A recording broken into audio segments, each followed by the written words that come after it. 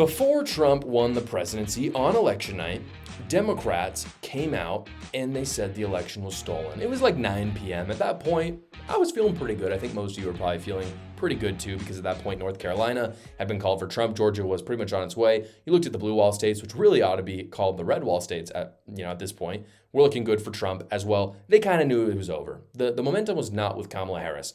And at that moment, they called it election rigging, that it was stolen. And let me just say though those people are evil, disgusting election deniers. I have it on good faith, by the way, that election deniers are the worst vermin that our country have to offer, and they should lose their freedom of speech. In fact, some of them should go to jail, and that has happened in the last 4 years. And apparently, according to Democrats, that's what should happen. That's what they've been screaming about for the last 4 years, up until, again, 9 p.m. on a Tuesday that happened to be an election night. Open up X right now. You will immediately find account after account stunned on Harris's loss, but not just Harris's loss, but also claiming that it was stolen. And this is what they point to. This is the argument that they've come up with, and I want to refute it right now. They say Kamala Harris got 20 million less votes this year than 2020, so it must be stolen. And in their head, they saw all the people show up to the Megan Thee Stallion concert, and they saw that the Avengers endorsed her. So that's impossible. That it must be stolen. If the Avengers came out and endorsed Kamala Harris, how could she possibly lose? And I want to refute that point, but I also have to refute the other point, because what people on the right are saying, not everyone, but some people, is that, well, yeah, it's 20 million votes less this year because there were 20 million fake votes in 2020. And I have to dispel that myth too. And the reason why I have to dispel it, guys, is because it's idiotic and there's zero evidence for it. There's none. Please don't comment and say that there's evidence. It's just not true. But it's way simpler than, there is an explanation. It's way simpler than that. And I do not know why Democrats refuse to see this, and some people on the right as well. Here's what happened.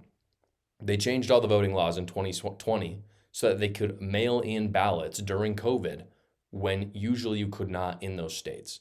And then Democrats they continued to run a very successful ballot harvesting campaign. Let me take a moment to say this. I've talked a lot about ballot harvesting on the show.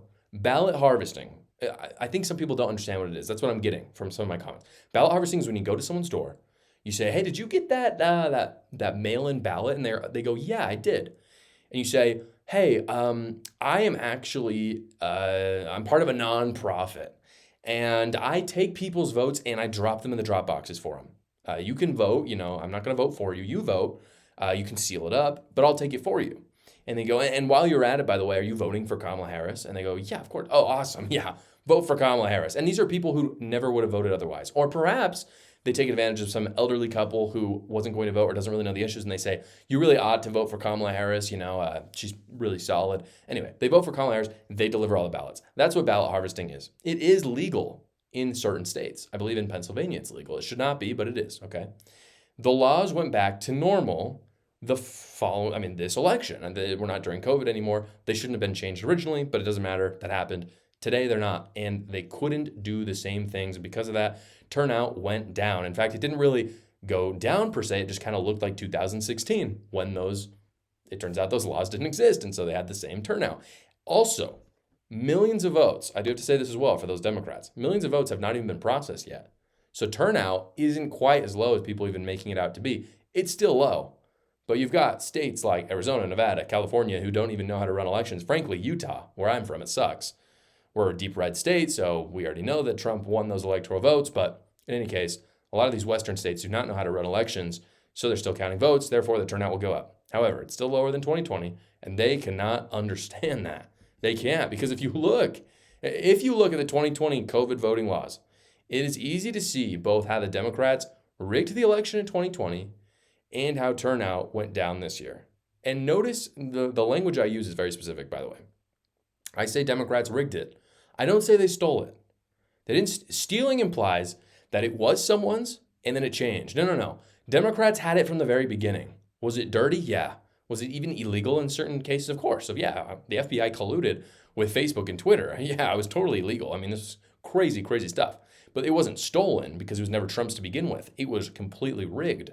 And that's different. They rigged it with immoral voting laws, just to name one. They did not show up with wheelbarrows full of votes at 10 p.m. at night that were fraudulent, like some on the right are saying. That's just the most silly. It's silly for two reasons. First off, there's no evidence that ever happened.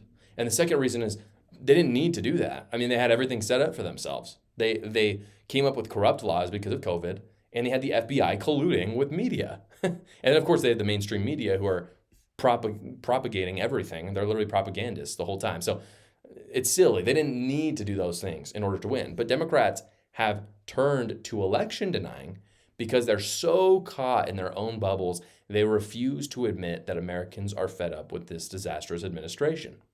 They just can't understand it. And so the only logical explanation is it must be election interference. It must be fake. It must have been stolen, which is honestly, frankly, something similar to what happened with Republicans in 2020. But here's the thing.